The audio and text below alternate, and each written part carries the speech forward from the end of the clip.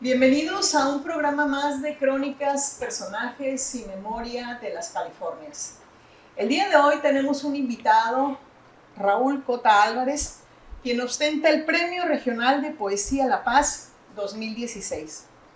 Raúl, muy conocido por todos nosotros en el ambiente cultural, es un promotor cultural, embajador de las artes escénicas, polemista, escritor y poeta, un funcionario público comprometido y entregado a las labores de beneficio de la cultura del estado de Baja California Sur. Actualmente, Raúl promueve diferentes espacios urbanos para llevar nuestra cultura a diferentes escenarios públicos. Nuestra plática en este espacio la hemos dividido en dos facetas con nuestro invitado. Una, como funcionario público responsable de llevar la cultura a diferentes escenarios de nuestra ciudad de La Paz, y el segundo, su obra y su trayectoria tan importante, elogiada y premiada en diferentes convocatorias como escritor. Bienvenido, Raúl. Elizabeth, muchas gracias por la invitación. Encantado de estar aquí en tu espacio. Vamos a platicar, Raúl, tu faceta como escritor. ¿Qué motivó que te inclinaras por la creación literaria? No sin antes, si me permites, el poder platicar y compartir con el público algunos datos relevantes de su trayectoria curricular a Raúl. Raúl Cota Álvarez nació en La Paz, Baja California Sur. Él tiene la carrera de estudios de arquitectura en el Instituto Tecnológico de La Paz. Tiene diferentes estudios literarios, como el taller de novela impartido en línea por el maestro Daniel Sada. Tiene también un taller de novela impartido por el maestro Elmer Mendoza. Tiene otro taller de géneros literarios 2 impartido por el maestro Rafael Ramírez. Taller de géneros literarios 1 impartido por el maestro Rafael Ramírez. Tiene un curso a distancia de introducción a las ideas estéticas impartido por Alberto López Cuenca. Tiene actividades culturales realizadas como fundador, director editorial independiente de Cuadernos de la Serpiente, que busca dar cauce a proyectos de creación de los escritores subcalifornianos. Es fundador y director de la revista Cascabel. También tiene la coordinación del programa Poeticartel, proyecto que busca llevar a los espacios de reunión y circulación pública los trabajos de nuestros diseñadores gráficos. Tiene la coordinación del Taller de la Serpiente, coordinación del Taller de Creación y Análisis de Textos Literarios de la Universidad Autónoma de Baja California Sur. Tiene la participación por invitación al Cuarto Festival de Literatura del Noroeste. Ha participado por invitación en el Encuentro Nacional de Escritores de Lunas de Octubre. Ha participado por invitación en el Encuentro Hispanoamericano de Escritoras Horas de Junio. De igual manera, tiene reconocimientos como el Premio Estatal de Calaveritas Literarias del año 2017, mención honorífica del Concurso Estatal de Libro Álbum, mención honorífica del Concurso Estatal de Libro Álbum del año 2016, Premio Regional de Poesía de La Paz 2016, Premio Estatal de Poesía Carnaval San José 2015, Premio Estatal de Poesía Carnaval 2011, Premio Estatal de Poesía Todos Santos, Premio Estatal de Poesía Ciudad de La Paz, mención honorífica de los Juegos Florales del Carnaval de La Paz 2018, mención honorífica en el concurso de cuento llevado por el Instituto Subcaliforniano de Cultura, Premio Universitario de Poesía 2004 de la Universidad Autónoma de Baja California Sur, tercer lugar en el concurso del cuento El Terror, el Último Faro. Es becario del Fondo Estatal para la Cultura y las Artes en las disciplinas de las letras en el área de poesía del periodo 2014, 15, 2006, 2007, 2008, todos cumplidos en tiempo y forma. Tiene publicaciones y participaciones en el libro El Canto de las Mutilaciones, el libro El Oficio al Instante, Leyenda en el Mar, La Semilla en la Voz, Epigrafilia, el libro ¿Qué sueñan las almohadas?, el libro de poesía Iniciación al Fuego, y en la antología Verdad y Belleza de la Poesía en Baja California Sur. Bienvenido nuevamente, Raúl. Gracias. Y bueno, ¿qué te motivó que te inclinaras por la creación literaria? Pues yo creo que viene de familia, por el tema de mi padre. Desde niño, desde que tengo uso de razón, pues la casa fue sede de tertulias, de paso de artistas, del lugar de encuentro de diversas corrientes, pues de la creación. Y no fue sino hasta más o menos la prepa que empiezo a meterme ya de lleno a la lectura y a la escritura como tal, pero desde niño pues me llama la atención, por ejemplo, el primer poema que yo conocí es La ciudad de Constantino Cavafis, que lo tenían mis padres en un cuadro en la sala, y cuando aprendo a leer es el primer poema que conozco. No me dice gran cosa en ese momento, pero lo traigo conmigo y lo revivo más adelante, y es el que me motiva a hacer gran parte de la creación que tengo hoy, porque cuando empiezo a escribir, que fue por ahí del 2000, empiezo a escribir, pues yo creo que como todos, ¿no? Sobre temas íntimos, ¿no? La noche, el miedo, el desamor, las pesadillas. Y de ahí empiezo a preocuparme por otros temas como la ciudad, el tiempo. Y de ahí no me he alejado, más que nada el silencio es como un elemento que me ha acompañado en toda la creación, pero empiezo a escribir en forma al inicio de la preparatoria más o menos, cuando empezamos a acercarnos a autores de otras latitudes, ya no por obligación, sino digamos, por un instinto que me nació. Hay un ensayo de Octavio Paz que habla de la vocación o el llamado, ¿no? Y yo creo que fui parte de ese llamado por haber convivido tanto con la literatura y traer algo de lo de mi padre a la vida. Y empecé casi de manera instintiva a escribir cosas totalmente olvidables, pero que fueron como el primer paso, ¿no? A entrar a la literatura. O sea, ¿crees que el medio cultural influyó tu capacidad y tu formación como escritor? Totalmente. Yo desde niño recuerdo a mi papá armando la revista La Cachora en la casa, sí, y acompañándolo a la imprenta a recoger los tirajes, acompañarlo al gobierno, a los trámites de entrega de los ejemplares. Me tocó, tengo muy presente cuando en su Volkswagen llenó parte de su biblioteca, la vació a la cajuela o a la parte de atrás del bochito, y fundó la biblioteca del Cebetis 230, ¿no? Y lo llevó a un espacio que era no más grande que un baño, ¿no? Fue la primera biblioteca que tuvo el Cebetis 230 y que hoy, una biblioteca muy grande que habita el 230, lleva su nombre, ¿no?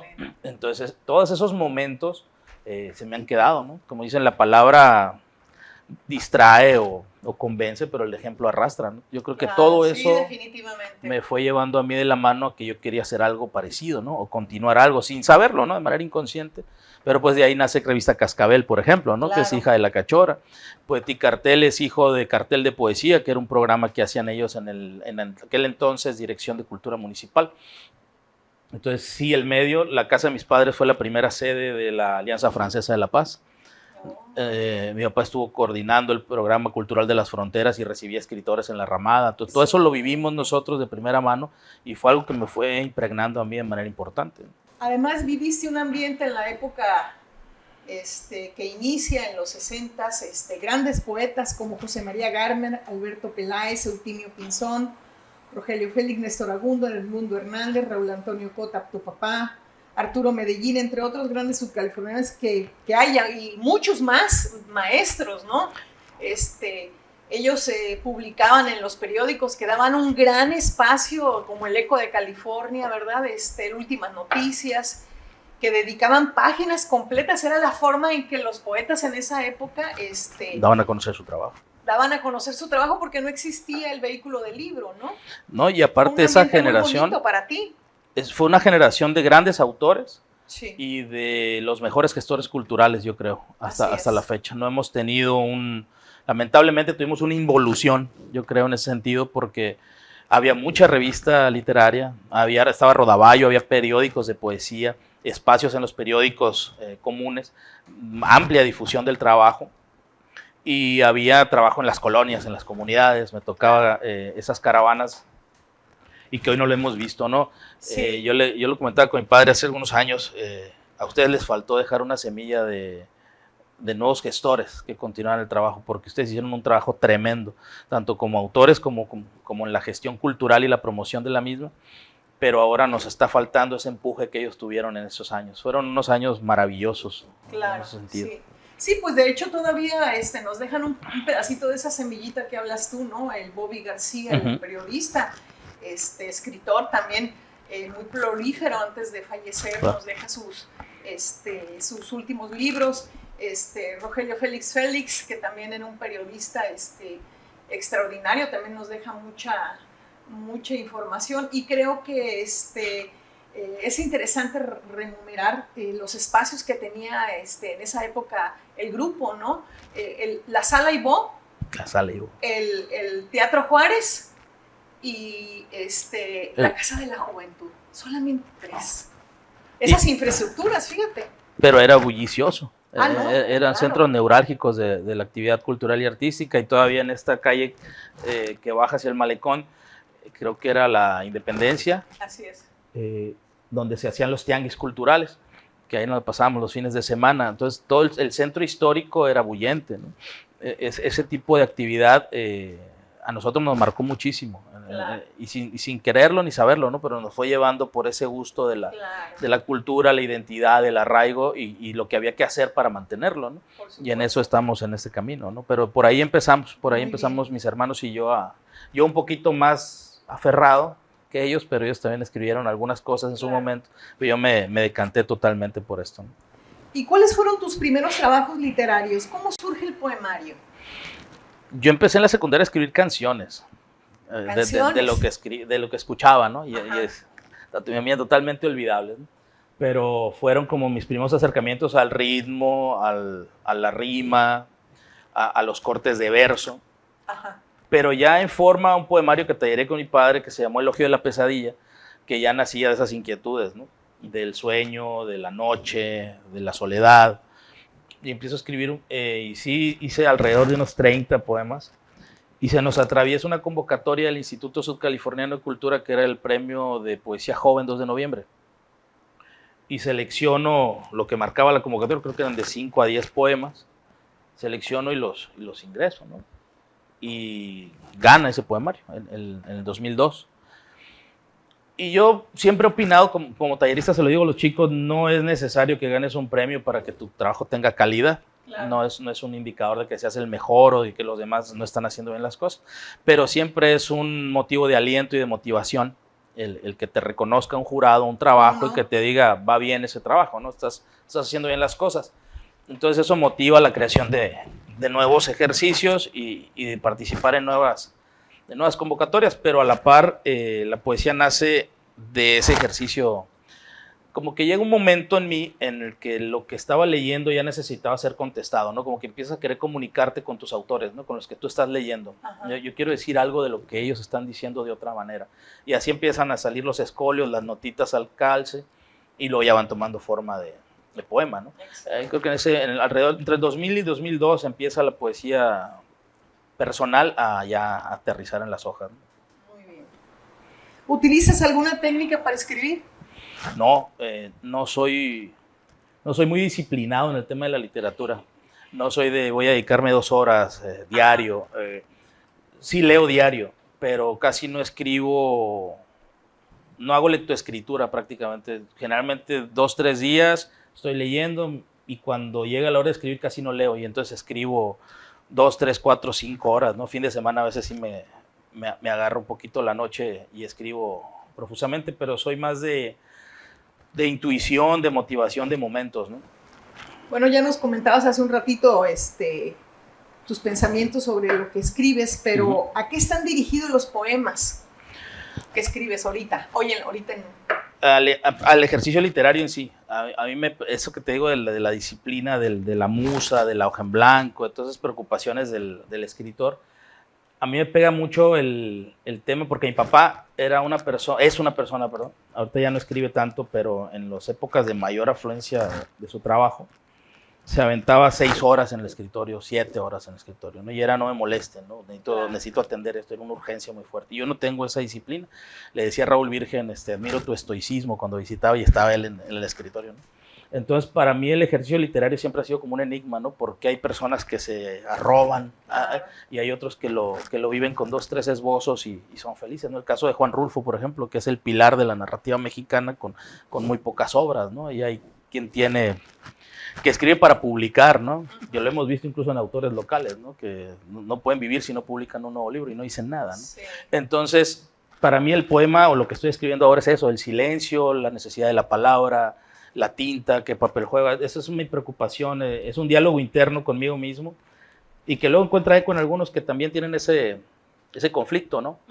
De saber qué es lo que está pasando conmigo a la hora de escribir, ¿no? Claro. Ok. De los primeros poemas que escribiste a estos poemas que últimamente estás tú trabajando, ¿puedes decirnos que tú ya has tenido una evolución en tu forma? Sí. Pues afortunadamente o desafortunadamente, los primeros poemas están en una antología, ¿no? Que se hizo aquí mismo en el instituto, los poemas de Elogio de la Pesadilla. E incluso un premio universitario de poesía que también está en una antología de UAPS.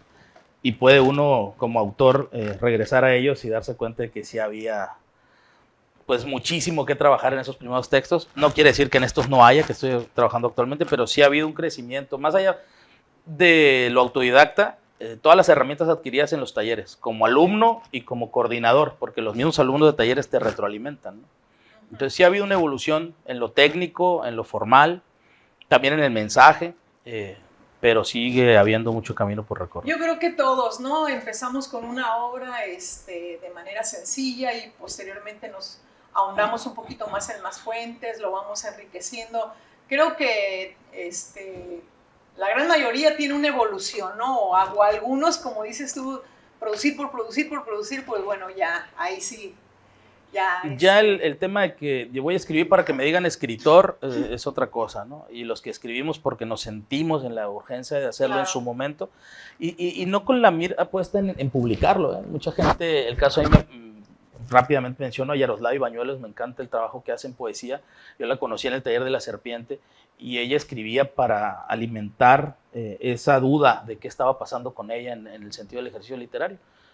Y llega un momento en el que decide concursar sus textos y ahorita es Premio Iberoamericano de Poesía. Entonces, el impulso es muy importante. Nunca fue su urgencia publicar, pero llegó un momento en el que, bueno, voy a foguear mi trabajo, a ver qué piensan los otros de él. Claro. Y boom, pues eres el premio, ¿no? Y qué bueno. Y eso a ella la motiva a decir, sabes que si estoy haciendo las cosas por ese camino, pues por ahí seguimos creciendo, ¿no?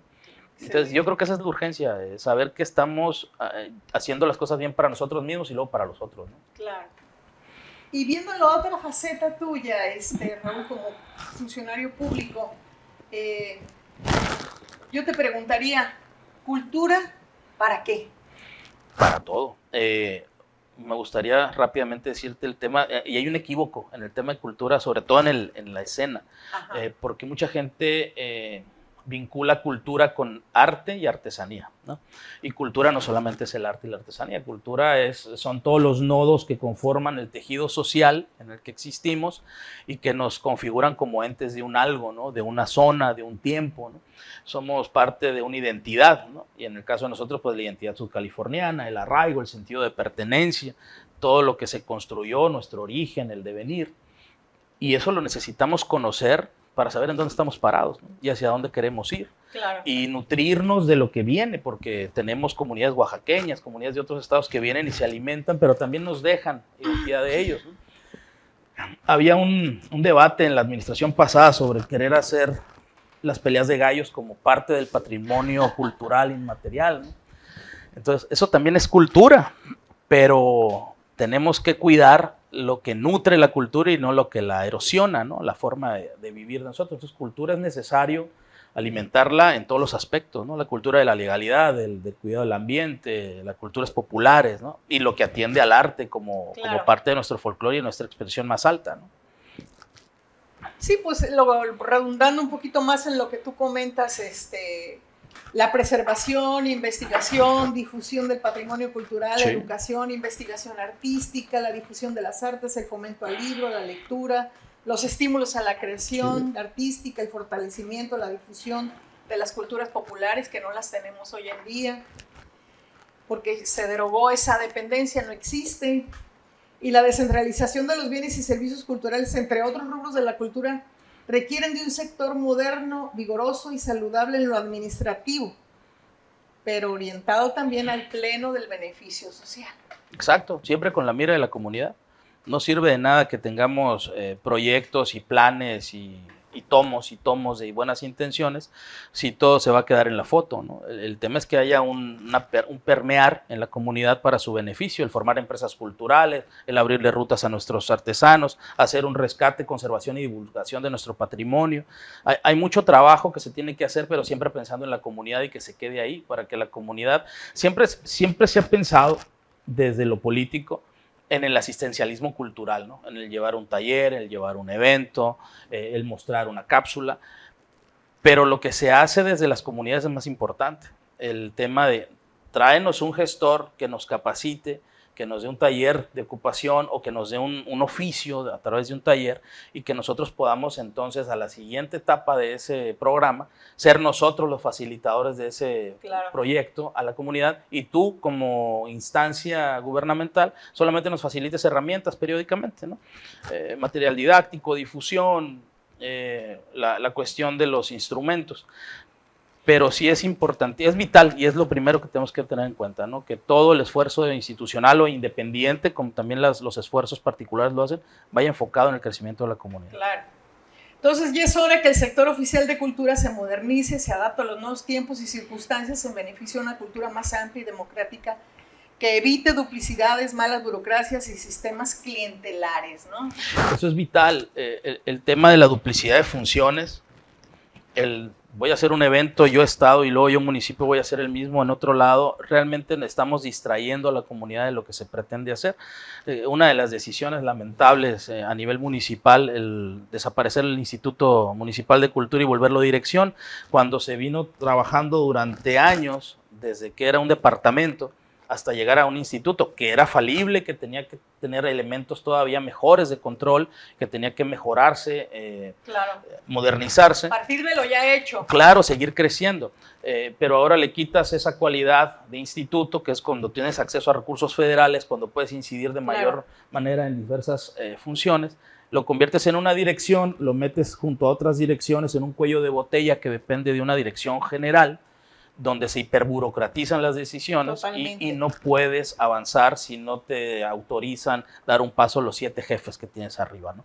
Entonces la operatividad se va hacia abajo y no podemos crecer, no podemos avanzar hacia ese punto que te digo, llegar a la comunidad. Claro.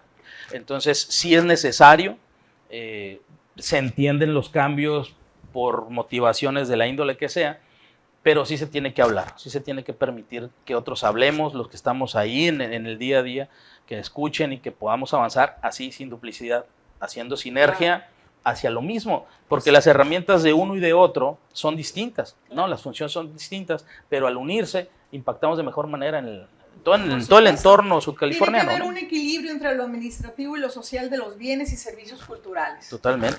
Un equilibrio de la cabeza, del sector que va a gestionar los recursos para que tú operes en tierra todos los eventos que se pueden programar, pero de manera ágil, sencilla, eficiente, ¿no? Y para eso tiene que haber perfiles que entiendan el sentido de ese recurso. No, eso de los perfiles es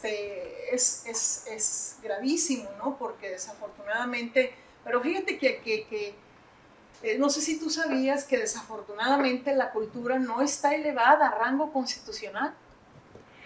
O sea, la cultura de mucho tiempo atrás estaba dentro del organigrama de la Secretaría de Educación Pública en la Subsecretaría de Cultura. Posteriormente desaparece y es en el Consejo Nacional para la Cultura y las Artes, un órgano público desconcentrado que pertenece a la SEP. Pero o sea, en toda su extensión de la palabra, no está dentro del rango constitucional. Y ese es un gran problema. ¿Por qué? Porque el derecho a la cultura debe ser correlativo y es un deber del Estado consagrado constitucionalmente y no una dádiva o un gesto soberano de buena voluntad. Y eso es lo que sucede, pues, va a haber recortes. Y lo primero que van a recortar, cultura. Cuando la cultura es una dicotomía entre la educación y la cultura que es junto, pues, ¿no? Claro. ¿Quieres tener un estado con tus habitantes con un coeficiente intelectual bueno, que compita con los de Jalisco, Sinaloa, Baja California Norte? Bueno, pues darles todas las herramientas necesarias para que reflejen en un tiempo dado la competitividad y sean como mano de obra mucho más especializada, ¿no? Claro, habría que poner más atención en los pilares, ¿no? Educación, ciencia y cultura para poder tener un crecimiento real, pues. Y no tener esta dependencia de te vamos a destinar el 1% del Producto Interno Bruto para cultura y te termina dando el 0.3, ¿no? Y eso en el papel, porque en la realidad luego vamos a tener que moverlo para acá porque tenemos otras prioridades, ¿no? Y eso nos va dando pasos hacia atrás en el tema de avance cultural, pues porque las instituciones no tienen manera de atenderlo. Claro. ¿No?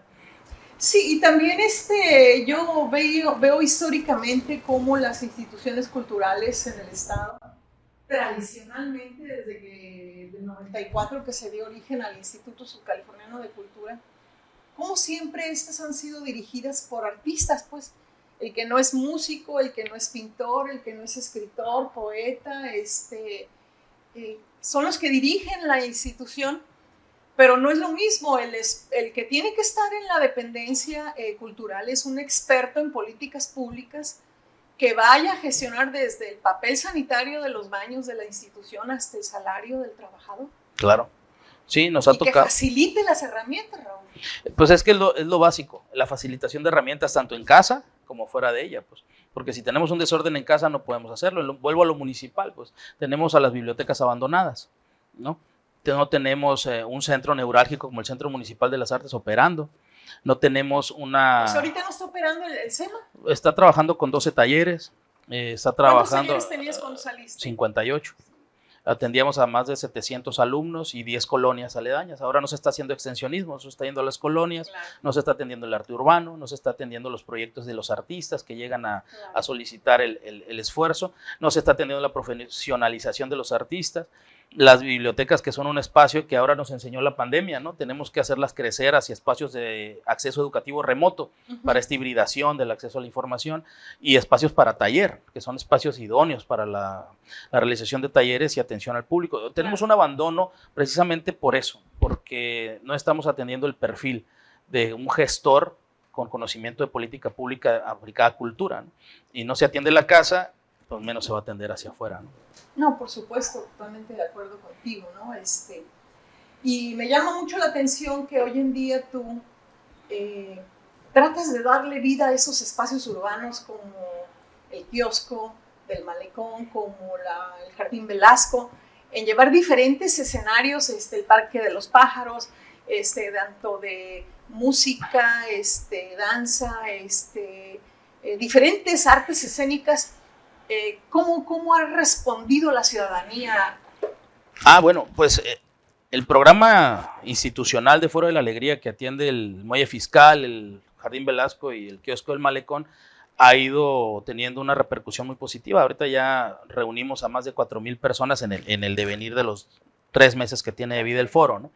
Y el esfuerzo independiente de los 2 parques urbanos, que son el Piedras y Pájaros y el Postal, ha ido también abonándole a ese rescate del centro histórico, ¿no? Ya la gente acude y circula un poquito más la ruta hacia esos espacios y a atender las diversas manifestaciones. La gran ventaja que tiene el tema de los parques urbanos es que todos los artistas que se presenten tienen un pago, que eso también es importantísimo. Ya hay que dejar un poco atrás el tema de apóyame, ¿no? Sí, apóyame, da a conocer tu trabajo, ¿no? El trabajo se da a conocer donde sea, pero lo que busca el artista es empezar a tener remuneración de su trabajo, claro, ¿no? Por todo ese esfuerzo de inversión de tiempo, de talento y de recursos incluso, para poder llegar a ese punto, ¿no? Entonces estamos dando pasos muy importantes desde lo independiente en los parques y desde lo que me han permitido hacer de lo institucional, que agradezco, a estos 3 espacios que se están rehabilitando, ¿no? Claro. Excelente. Entonces, pues finalmente nos quedaría de comentar que es posible que problemas tan añejos como la insuficiente difusión de la pluralidad cultural, el deterioro, porque tenemos deterioro, el saqueo del patrimonio, la escasa relación entre los sistemas educativos y culturales de esa dicotomía que te hablaba hace rato, encuentren una verdadera solución con políticas y esquemas justos y racionales, ¿no? Yo creo que ya es momento que ese diagnóstico de la cultura que muchas veces se ha mencionado, se ha pedido, se ha realizado, se ha plasmado en un plan estatal de desarrollo, dé sus frutos, ¿no te parece? Totalmente, ya es hora de dejarnos de los diagnósticos. Vuelvo a lo municipal porque es lo que hemos visto más. Ahorita, hace una semana acaba de haber otro foro para ver en dónde estamos y hacia dónde queremos ir. En lo municipal. En lo municipal, pero digo, el diagnóstico ahí está. Lo vivimos todos los que estamos en la escena. El diagnóstico es claro, las estadísticas y los números los tiene INEGI, los tiene CEP. Ahí está la información, dejémonos de hacer diagnósticos, hay que trabajar ya en realmente lo que tenemos que hacer con la comunidad. Y pues la esperanza ahí está, ¿no? Cada cambio hay una esperanza de que esto realmente se atienda, pero si nos permitimos entre todos sumar, como lo decías ahorita, la sinergia, es lo que nos va a dar el pie a trabajar en conjunto en beneficio de la comunidad. No creo que hay que esperar otra administración, ¿no? Yo creo que esa administración tiene los elementos para que todos juntos empecemos a crecer. Excelente, Raúl, pues agradecida de que este día nos hayas dado un espacio en tu agenda para poder platicar de tu trabajo tan fructífero, ¿verdad? Dentro de tu faceta de escritor, así como de promotor cultural, de podernos traer diferentes escenas pues sobre todo artistas subcalifornianos, que es lo más importante, que se den a conocer, ¿no? Pues es el fin último. Rostros. Tenemos que hacer creación de audiencias, formación de nuevos creadores, difusión de los que ya están creando y la profesionalización de los mismos, ¿no? Pero ya tienes un espacio de días, ¿no? En el parque. Sí, el Instituto Subcaliforniano de Cultura tiene este foro ya los miércoles en el Muelle Fiscal, los jueves en el Jardín Velasco y los sábados en el Kiosco del Malecón. Cada semana. Todas las semanas. Qué bueno. Y pues la invitación a todos los artistas que se aplauso acerquen. A la institución por tener esta iniciativa de poder salir de las cuatro paredes y llevar el extensionismo hacia la comunidad y que la comunidad disfrute también lo bello, lo apasionante, ahora sí que esa motivación de los sentimientos de los artistas subcalifornianos, ¿no? Que conozcan a nuestros artistas, claro. Que los artistas se acerquen a nuevos públicos y que vivamos de una manera diferente esos espacios. Excelente, pues muchísimas gracias, Raúl. No, gracias a ti por la oportunidad de compartir, Lisa. Muchas gracias. Agradecida.